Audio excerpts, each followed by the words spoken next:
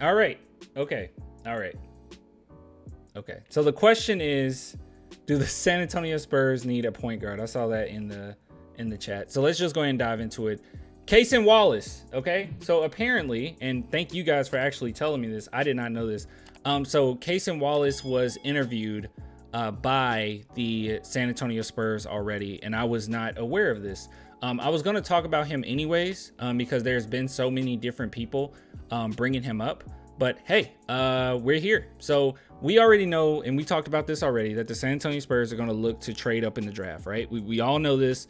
I think it's inevitable that they're going to attempt to do this. There's no reason not to do it. It's not like if you look at our future picks that we really need to hold on to them. You get that many picks so you can do things like this. We have so many first round picks in the next few years.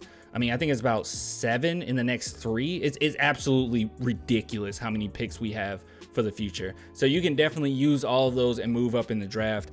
Now, the question is, would they go after, or who would they go after? Who would be a good pick, or who would be a good fit next to Wembanyama, who's inevitably going to San Antonio? Don't let anybody convince you otherwise. But Cason Wallace is one that comes up quite a bit. Now, if you're wondering what type of player he is, definition of a two-way, and some people call him a baby Kawhi. So this is what Barlow has to say on Twitter. He says, quiet, not flashy, defensive ace with great hands, loves the mid-range pull-up, 59% field goal percentage on pull-ups inside of 17 feet, and knows how to get to his spots. If Spurs can somehow trade back into the lottery, Cason would be ideal. Yeah, he's absolutely phenomenal. I cannot imagine. You would have, excuse me, you have Jeremy Sohan, who can guard 1 through 5. You would have Wembanyama, who can guard 3 through 5. And he can hold his own against guards here and there. Okay, he can't guard a guard necessarily, but he can hold his own. And then you will have this kid, Cason Wallace, who can literally guard 1 through 3. Like you would have everything covered. Okay, we would have more defenders than most teams have. Like, it would be sick if you could do this. But he's a very smart player. The way that he guards, it reminds me a lot of Derek White. He's like Derek White but stronger, because he has a very strong upper chest, and he can square up with you really well. I just absolutely love him. But yeah, so let me see here. Let's look at his stats, because I know people usually care about that. All right, so at Kentucky, he had 11.7 points per game, 3.7 rebounds, 4.3 assists, 44.6 field goal percentage. Another thing too, keep in mind, he can at times he can light it up pretty well beyond the arc too. So one thing that I brought up was, if the Spurs are looking for a point guard and they don't necessarily want to give up too much to move up or move back in the draft, however you want to say that, they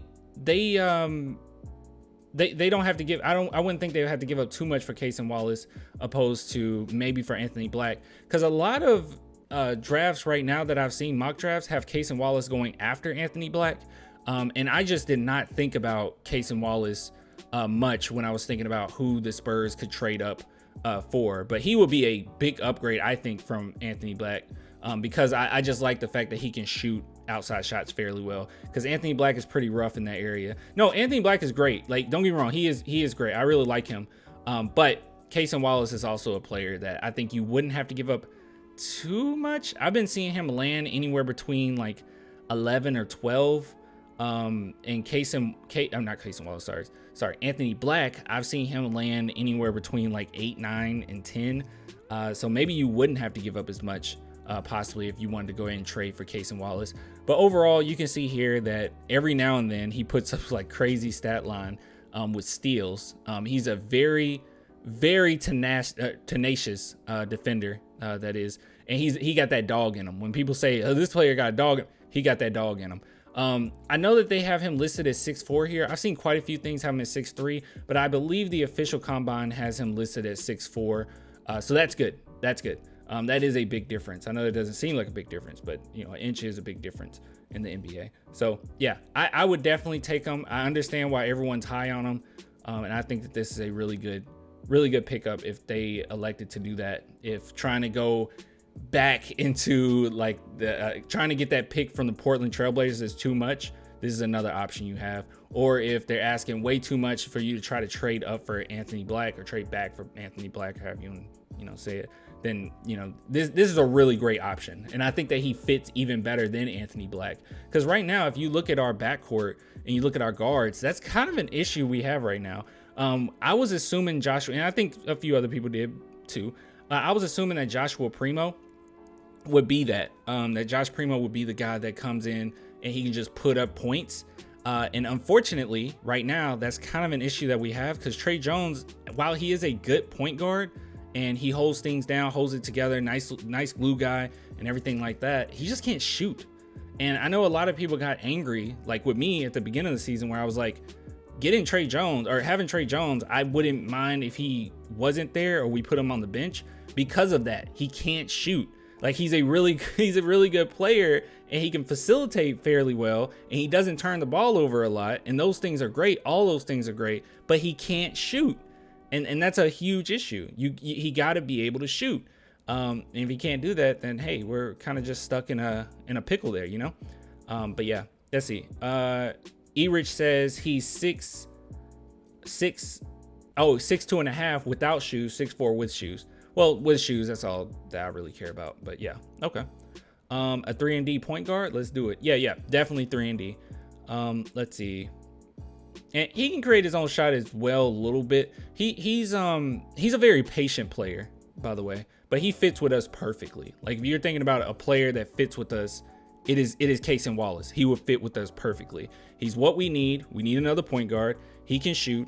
He'll defend. He'll fit in just well really well with Jeremy Sohan and Victor Wembanyama. I mean, we would just be stuffing you at the rim. Like, it is like nothing you can do. I mean, it would just be so tough with this team. I mean, it will be very similar to when we had Duncan, Danny, and Kawhi. Like, those three together, we were pretty nasty at times. So I think it'll be pretty similar to that. I mean, obviously completely different players or whatever, but you know what I'm saying. Just the presence on defense is pretty nasty. But dude, everyone keeps bringing up Zach Edey to me. I don't like Zach Edey. I talked about Zach Edey before. I'm not crazy about Zach Edey. If you're talking about taking him in the second round, that's fine. But dude, if we could land like or Terquavian Smith in the second round, I would take that over Zach Edey. I mean, right now we have some big men that, like, we're pretty set right now, right? I'm excited to see what Bassey does next season. Yeah, that's what I'm saying. We have Bassey. We're already building. We're building up some guys. Like, I just don't see the point in getting Zach Edey. But yeah, I don't know. Those are my thoughts on that. So I think that getting Cason Wallace will be an absolute monster deal right there.